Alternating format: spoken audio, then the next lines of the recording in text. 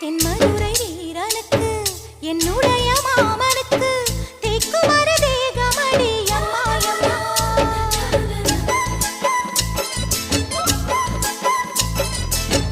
மாமன் பெற்ற பெண்ணுனக்கு மையெழுதும் கண் எதுக்கு என்னை வந்து கொல்லுதடி அம்மா அம்மா.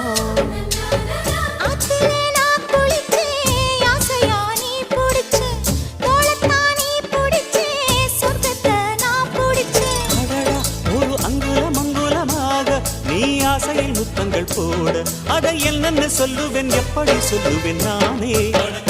சந்தனமே குங்குமமே நில்லடியோ இனிக்கும் செந்தமிழில்